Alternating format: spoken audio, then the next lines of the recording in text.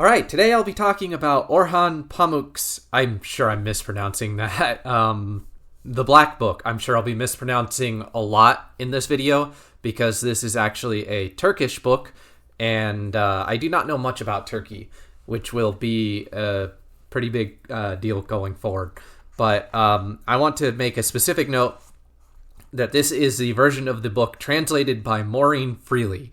I'm aware that there's an earlier translation of this book that is quite, from what I've heard, it goes for a very, very literal translation to the point of losing all sense of flow. There's actually a translator's note in the back of this version that explains not only some of the challenges associated with translating Turkish, which I found really fascinating, but also some of the justification or some of the history of Turkey, which was kind of central to understanding the novel. And as we'll get into later, I think definitely my lack of knowledge of this particular part of the world somewhat limited my understanding of the book, but we'll get into that. Why did I pick this book? Well, to be honest, I saw a post on Reddit relating this book to the Wind Up Bird Chronicle thematically, which I know I mentioned in the comments of my Saramago video on all the names, that I am going to actively try to not bring up Murakami in every single one of my videos. But in this case, it's just kind of inescapable because that is where I found it. And as I said in my Saramago video, the few things that I have found when people say are like Murakami end up being like Murakami.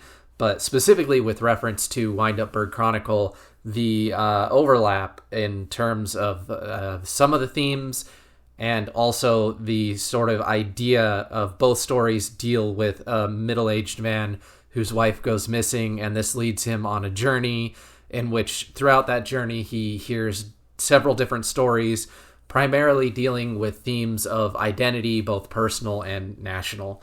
So it's to the point almost where, had the timelines not lined up differently, I would have said that Murakami would have been slightly inspired by, or at least specifically Wind Up Bird Chronicle would have been slightly inspired by The Black Book. But The Black Book was published in 1990 in Turkey and did not receive an English translation until 1994, which is the same year that Wind Up Bird released, but was actually written during the first two books, 1991, when Murakami was in Princeton.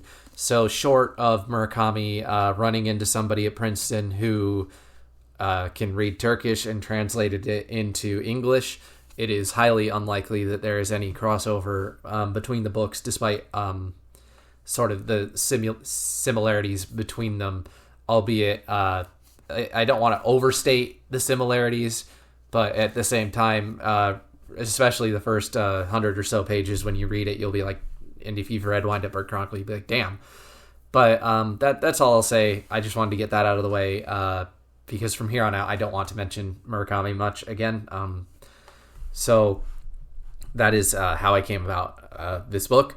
The plot summary.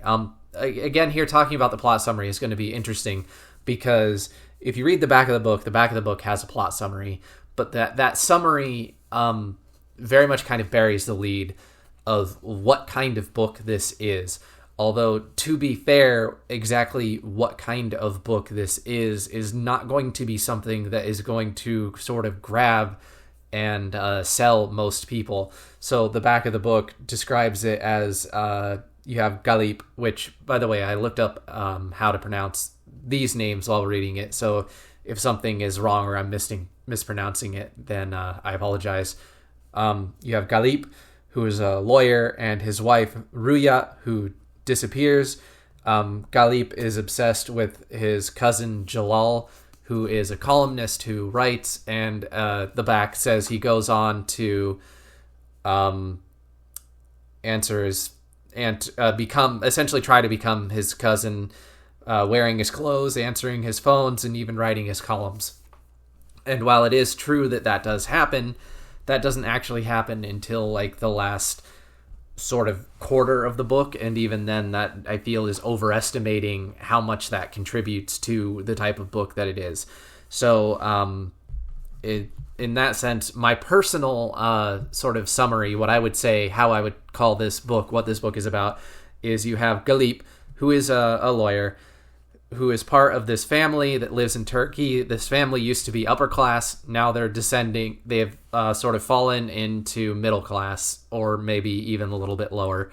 Like I said, I'm not super associated with Turkish history, so it's difficult for me to tell what would be considered upper or lower class. But he is married to his cousin, whom he has always had an infatuation with, and ever since they were young. But he's not her first husband. I guess that doesn't really matter. The point is, he finally marries his cousin, who he's loved all his life, and they've lived together as a married couple for a few years. And then one day she goes missing. And at the same time, Jalal, his cousin, who is Ruya, his wife's stepbrother, is about 20 years older than Galip. Or maybe that's overstating it. I don't know, 10 to 20 years. It's difficult for me to pin down the sort of exact dates. Point is, he's older enough that he would have been a teenager or young adult while they were when they were born. And Jalal and Ruya go missing, and Galip goes to seek them out. And during this, he travels through Istanbul and encounters many stories about identity, the nature of his own identity, and the nature of national identity, specifically underscored by the fact that alternating between every single chapter in the book is a column that was written by either Jalal or Galip later on, impersonating Jalal. So the story, and this very much goes into like, for whom would I recommend this book to? One of the important things to understand with the Black Book is that the core narrative of Galip searching for his wife is not the main thrust of what the book is trying to do. I would say that makes up about 40% of the book. The other 60% rather is taken up with the nature of identity and what it means to be yourself, explored and sort of probed from multiple different angles and perspectives and stories told either by Jalal, Galip, or various people throughout the city. There's actually an entire chapter that is just dedicated to a bunch of people in a bar telling each other stories, because the nature of storytelling is also, and how that sort of relates to and informs identity, is also a huge part of this book. So to whom would I recommend this book? Because I'm trying to get away from who would I recommend, would I recommend this book. Specifically, if you are somebody who is looking for that really strong core narrative, then this is not the book for you. That said, this is still a far cry from some of the super postmodernist works like a David Foster Wallace or Pynchon, or I can't think of his name off the top of my head. But the point is, like, compared to some of these sort of postmodernist works where they explicitly go out of their way to defy sort of having a narrative, it's not that. It's just that there is a narrative, but it's nowhere near as important as the theme or the personal journey that Galip goes on. So at the very end, you do find out what happens to Jalal. You do find out what happened to Ruya, but it's not the most satisfying thing in the world if that is why you're here and why you're reading this book. So as long as you can push past that, and you're the type of person who has looked at my channel and seen any of the other books that I've talked about, then I would already say that you're in the camp who would be interested in the Black Book, and I would definitely recommend it to you. It was a very interesting book, and I look forward to reading more of Orhan Pamuk's other works. I would love to have the money to just go out and buy his entire bibliography after reading this book. That said, as we move into the pros and cons, one thing I will say about this book is, to me it's a pro, to some people it may be a con. It's very dense, and for me it's the type of book that I want to reread at least one more time, but multiple times, because when I first read a book, and the same with watching a movie, I'm part of my brain is interested in what's going on a story level, part of my brain is interested in what's going on at the sort of thematic level, and then part of my brain is interested in what's going on in the writing and craftsmanship level, and I get very distracted, and it becomes difficult for me to follow. That's why I've said multiple times that on this channel, my first review, if it's my first time reading a book, it's not really like a deep analysis or a review in the same way that I think most people expect, because my attention is split so many different ways that I will miss things because I'm so busy trying to sort of do too much in one read through. And this is definitely a book that you will want to revisit and reread, because it is explicitly a book about messages and messaging. So to me, that's a pro. To you, it might be a con. Again, pros and cons, it's going to depend on where you fall on this. But again, that central core narrative is not present. Or it's present, but it's secondary. And if you want more focused narrative, then you're going to be that's going to be a con for you. But for me, I think that it balances things well enough that I don't mind it. And again, in terms of whether you consider this a pro or a con, the fact that it does contain so many different stories within the story allows the theme to be probed from so many different angles and in so many different ways that one of my favorite just short stories that I have sent to multiple people is one paragraph. And in one paragraph, it asks a sort of poignant question about identity. But then you have articles, usually the Shalal articles, that are so interesting on their own that you could just take this one chapter out and say, this is sort of the book writ small. I felt that so many times. Like, I wish I could just pull out this chapter and send it to somebody and have them read it, because it's so great.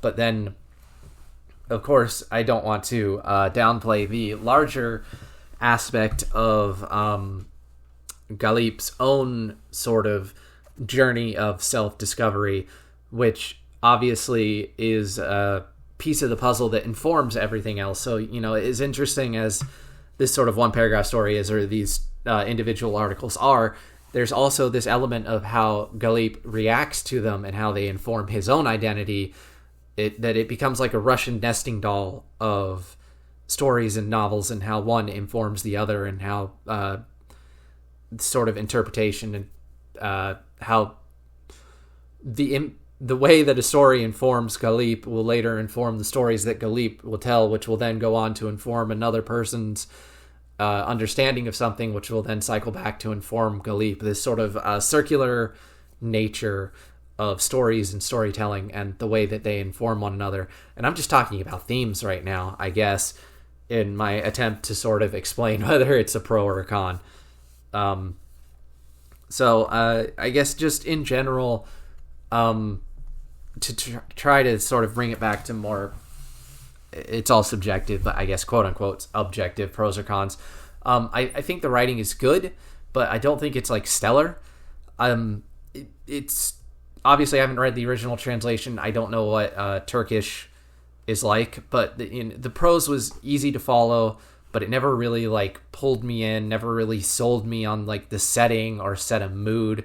But for how complicated the subject matter is, and how I think easy it would be to get sort of wrapped up in this esoteric lexiconography of, I think it just captures it well enough. It's adequate, which I guess it doesn't really serve as a pro or a con either.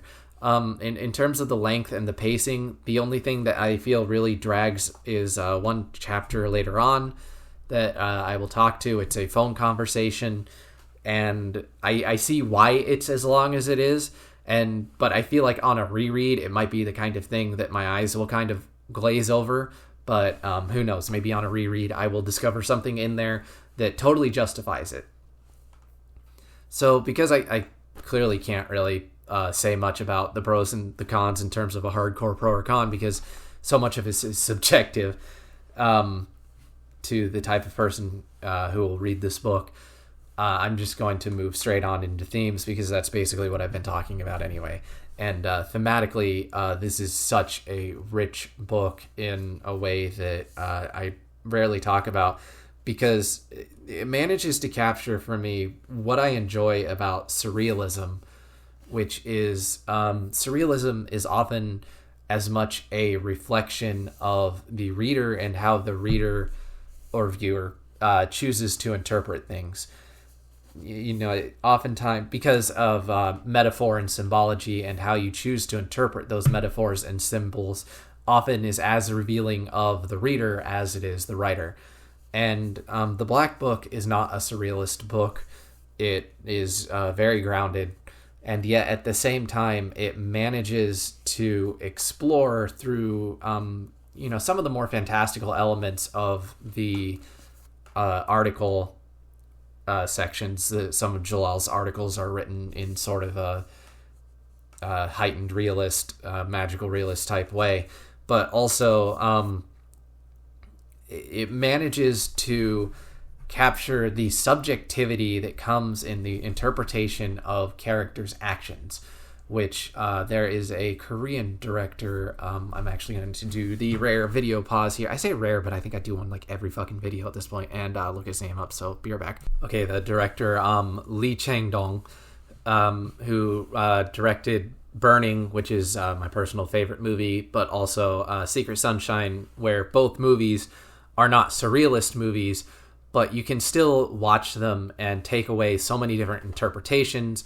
depending specifically on how much you feel that the characters really mean what they're saying, how much they're really behaving as themselves, versus how much they're sort of putting on a persona. And that is one of the key elements of the Black Book, and consequently one of the things that I enjoy so much about it is interpretation, to the point where it brings up religion, which is all about reading the sort of secret signs in faces and people that I was really, really stunned to find out is actually a real thing. It's, again, God, pardon the pronunciation, Hurufism is how I would say it. Hurufism.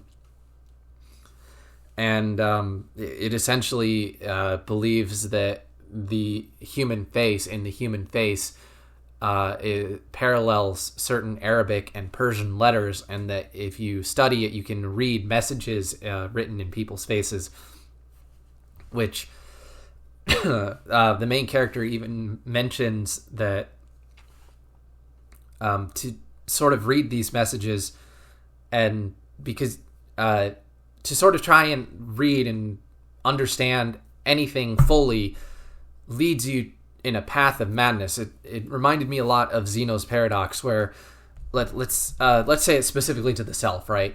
You try to understand yourself, but the more you understand about yourself, the more you learn about yourself, and consequently you become a different person. So by the time you say become a person who understands yourself, the you that you understood is no longer the you that you are, and consequently you no longer understand yourself. That you can look into a book or an article or a column and get so many different meanings from it, not just because of the words themselves, but because you as an individual are constantly changing, which means that the messages and meanings that you find in things are likewise constantly changing. So, while that isn't an element of Hurufism, it's more how sort of coded everything is, where I know I mentioned, I know I said I wouldn't mention Murakami, but God, please forgive me. One of the things I enjoy about Murakami, because Murakami takes surrealism and sort of magical realism and personifies it in his work, and talks about it directly by talking about the importance of metaphors and how we interpret life through metaphors, because there's what reality is, but then there's, on an almost more important level, our subjective reality, our interpretation of reality, because everything that we see is processed via our own thoughts. And in that sense, the metaphor that we connect to things with is more important than the nature of the thing itself, because it's how we connect to the thing, how we identify with the theme. or with the Thing. And in essence, the Black Book is taking that same element that I enjoy so much about surrealism, what I mentioned earlier, where how an individual interprets a metaphor is telling about them. And in much the same way that Murakami lays bare the connection between metaphors and personal interpretation, Pamuk in the Black Book also does the same thing, but rather than using metaphor, it's just interpretation. Sort of getting rid of the middleman, but saying, every story we read, every thing we experience it in our own way. And in doing so, we become a new person, which consequently means that if we try to experience the same thing again, we're doing so as a different person, and we'll discover a new thing. Which ties kind of into the broader question of the novel, which is, can an individual ever really know themselves or become themselves? I already mentioned the sort of Zeno's paradox-esque thing where you try to understand yourself, and in doing so you learn something new and become a new person, and the person that you were trying to understand is now an older version of yourself and not the version of yourself in the present. But there's also the sort of question of how much of an individual is truly themselves, and how much of themselves is defined by not just stories, but specifically there's a lot of emphasis to stories, and I'll get to that later, but also the environment that you grew up in, the culture that you can consume, and things like that. It's sort of similar to this idea of nature versus nurture, how much of our consciousness and our behavior is coded sort of into our DNA, and how much of it is picked up from our society and sort of where we grow up in. And science doesn't have an answer to that question yet. There is no objective answer to that question, and Pamuk doesn't really... it's not so much about offering an answer to that question, but he does say, at least, that it is sort of impossible to separate these stories from who we are. And then Pamuk kind of takes that, and there's sort of two directions you can go with it. First of all, there's the national sense, which this is where my lack of understanding of Turkish history really comes in and kind of bites me in the ass, because there is the larger... there is very much a question of westernization, which I will say, having read a lot of Japanese fiction, having studied a lot of Japanese history, I know is a constant debate, struggle, conversation. I don't know, like, it's a constant matter of reflection for a lot of Eastern societies that have been heavily influenced by the West. How much of our identity did we give up to Western culture and Western society? There's a story in the Black Book, one of the columns, about mannequins that I think is absolutely fantastic, where the first mannequins, the first Turkish mannequins came over from Europe. So the man who made the first Turkish mannequins made his mannequins by focusing on people, but he was able to make really, really popular mannequins. But then movies started, cinema started, and all of a sudden nobody wanted this Turkish man's mannequins anymore, because all the mannequins were based off of Turkish people and in Turkish mannerisms. And all the people, when you want to sell something to somebody, it was based on the idea that it would make you more European. So this man continued making his mannequins underground, mannequins which were capturing gestures and models, little things, tics and whatnot, that were fading from Turkish culture, being replaced by Western mannerisms that were captured and seen in these films.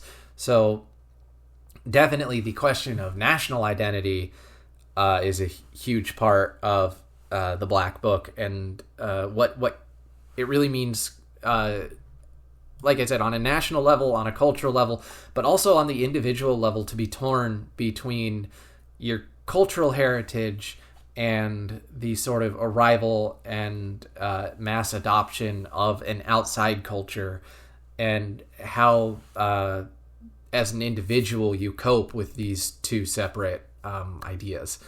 And then there is the obviously more personal aspect of this search for identity, in which definitely the stories and experiences that we read shape us, but at the same time, those stories are I think this is my interpretation of it right now. I mean, it all is on some level, but this is 100% my interpretation. But how if we try to be purely ourselves and nothing else, what we end up with is something so blank and so void that it almost ceases to have any meaning entirely. And I draw this for anybody who has read this from the story of the prince, when the scribe describes his home at the end as being completely white, completely void of anything, because he tried so hard to scrub everything from his life, but in an effort to truly be himself. But also there is this sort of side of things where I have to wonder, Pamuk talks about people who do, like I already talked about, the sort of presence of movies and Western mannerisms and Western culture and things like that in the book, but also the relationship between storytellers and their fans, where there is an individual. I don't know if he really is a fan or not, but he claims to be a super fan, and he describes his identity as being so closely wound up with that of Jalal the columnist, and this is during the time in the book when Galip is impersonating Jalal on the phone, that he describes when discussing with other fans of Jalal's work. He feels so connected with Jalal through all of the columns and articles that he's read, that he even goes on to say that he feels as though a part of his genius is a part of Jalal's success is his success, and reflected upon him, that his identity is so caught up in Jalal's. And I think it's supposed to make the reader uncomfortable. It certainly made me uncomfortable in the sense that the sort of fervishness with which people believe themselves so much to be to identify so much with somebody else's thoughts that they start to believe themselves to be that other person. And yet at the same time, this is sort of what happens to Galip, even though, again, I don't quite know how much of that is a good thing and how much of that is a bad thing. And this is where, like, on a first reading, it's difficult for me to say one way or another, because maybe I'll read it again and it'll seem so obvious. But my impression is that this is very much the sort of thrust of what I was saying I like so much about the book, and about how the book leaves it up to you to interpret certain things or certain behaviors, because the details that it gives you suggest things, but rarely does it ever go so far out as to fully say them. So, for instance, the individual who calls on the phone and claims to be a mega fan and threatens to kill Galip, thinking he's Jalal. This individual, later on, you've got the actual Jalal is killed in front of Aladdin's shop, which is where they had planned to meet. So the book sort of hints that it's very possible that in making a fake rendezvous with this superfan, that the superfan then went on, feeling slighted, to kill the real Jalal, and it turns out Ruya. But it's never said that that's what happened. It's just one way you could take it. Much like Ruya's leaving Galip to go with Jalal, is never really commented, is never given in full details why she did it or what happened. Certainly it is implied, there's a lot of details to suggest that Jalal was in love with his sister. There are ways that you could interpret it that Galip even tells his uncle when they find the house that they lived together that it was strictly a matter of him wanting somebody to talk to honestly, and it was purely platonic. There was nothing relationship-wise going on there. I think that you'll never really know. That there's not really an answer to that, which it brings me into the sort of last major theme of the story, which is stories themselves, and how we use stories to give meaning to things, to explain things, and also in doing so form and craft our identities based off of these stories that we either hear from others or that we tell ourselves. The very last chapter of the book is called I Who Write, and in which Galip accuses himself of perhaps being left out of Ruya and Jalip's little tryst because he was too obsessed with reading and sort of consuming and not being a storyteller, and finding this whole thing to be sort of a ruse. He believes for a long time that it's a ruse put upon by Jalal to force him to sort of identify and come to terms with himself, but I don't buy into that, but that's again my personal interpretation. But the importance of stories, the importance of sharing stories, the importance of stories and how they shape us. But one of the things that I don't know if it really talks about it much, if it's just hinted at, or if I'm just extrapolating from my own opinions. But when he talks about the prince, who focuses so hard on trying to be himself, on the one hand, you have the extreme of the fan, obviously, who has gone way too far, who has completely subsumed his identity via this storyteller. But on the flip side, you have this sort of prince who secrets himself away from society, who tries to block everything to be truly 100% authentically himself, and he dies alone, secreted away from society in a plain white house with very little furniture, with nothing more than a scribe who has recorded his thoughts for the last 10 years.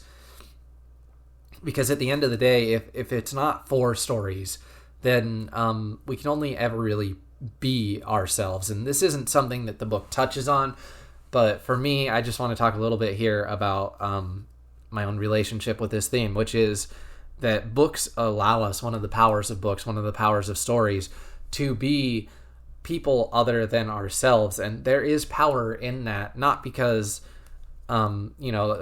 we are constantly searching to understand ourselves, but you can really only understand yourself relative to other people. Your self exists because there are other selves to measure you by. Liking something or disliking something is certainly a trait, but if there was nobody else in the world, then it wouldn't be I like this or I don't like this. It would be this is bad or this is good, because again, you're the only one there. There's nobody else to say, well, I like this, so maybe it's not bad, or, well, this thing that you say is bad, I actually like it, so maybe it's good. Identity is so shaped by looking at our own selves, our own thoughts through different lenses, that even having this channel is a way for me to force my thoughts into a sort of different point of view, a different approach. And very much I feel like the point of the Black Book is that in consuming these stories, we forge a new identity that, if managed well, definitely makes us more than who we are if we just completely avoid them. So maybe that's just my takeaway. I don't know. It's definitely a dense book. It's definitely not the easiest book in the world. but it's not the most difficult book either. There's a lot of postmodernist stuff that's way more complex and whatever, but that, whether it's complex or not isn't really the point. The point is that it's a book with a lot to say. I think it says it well. It's a very interesting book. I look forward to reading more of Pamuk's work, but next on the list is going to be revisiting an old classic for me. So until next time, take care.